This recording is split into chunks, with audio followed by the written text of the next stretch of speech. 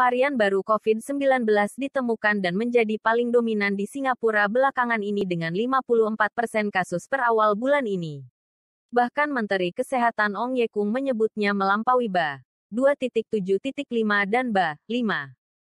Sebelum lanjut jangan lupa di like, subscribe channel YouTube Info Indonesiaku untuk mendapatkan info-info menarik lainnya.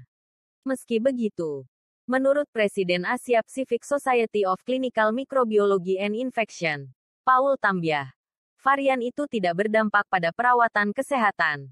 Saya pikir kita harus terus melakukan apa yang dilakukan sekarang. Fokus pada langkah-langkah dasar masyarakat dan pastikan mereka yang sakit mendapatkan apa yang dibutuhkan, ungkapnya.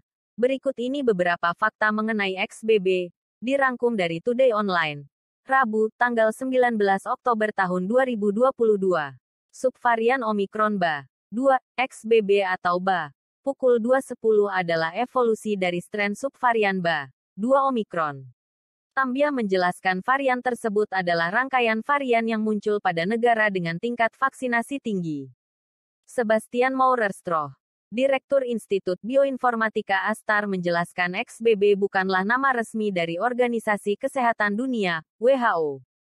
Penamannya digunakan oleh para peneliti serta lembaga kesehatan masyarakat saat membahas varian yang muncul sebelum berkembang menjadi angka relevan pada global. Menyebar dengan cepat. Pertanyaan berikutnya saat varian lain muncul adalah seberapa berbahayanya? Menurut para ahli, XBB lebih menular dari strain COVID-19 sebelumnya.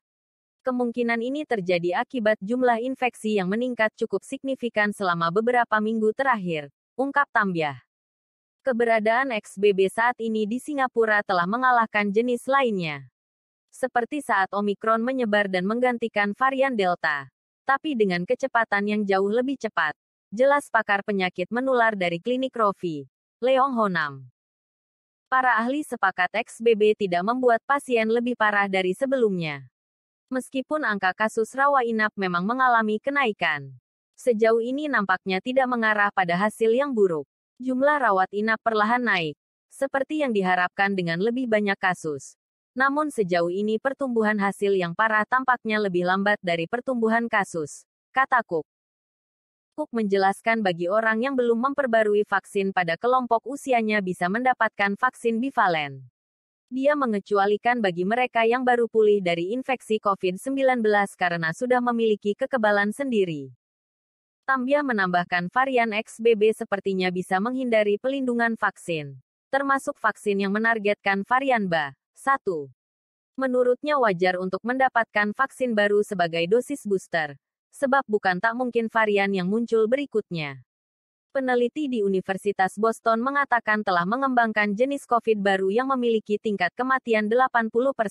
Jenis ini dikembangkan setelah serangkaian percobaan serupa virus yang menyebabkan pandemi global yang dimulai di China. Varian tersebut merupakan kombinasi varian Omikron dan virus asli di Wuhan. Dalam percobaannya virus membunuh 80% tikus yang terinfeksi. Dan ketika tikus hanya terkena Omikron, mereka mengalami gejala ringan. Penelitian ini dilakukan oleh tim ilmuwan dari Florida dan Boston di Laboratorium Penyakit Menular Nasional. Mereka mengekstrak protein lonjakan dari Omikron dan melampirkannya virus yang pertama kali terdeteksi pada awal pandemi. Di tikus, Omikron menyebabkan infeksi ringan, non-fatal. Virus pengangkut Omikron menyebabkan penyakit parah dengan tingkat kematian 80%. Tulis tim peneliti dalam sebuah makalah penelitian. Dikutip dari Fox 29.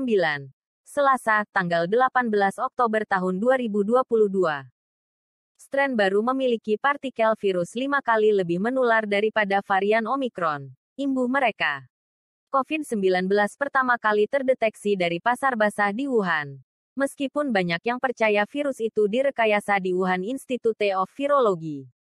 Organisasi Kesehatan Dunia terus menghadapi kritik atas penanganan krisis di awal.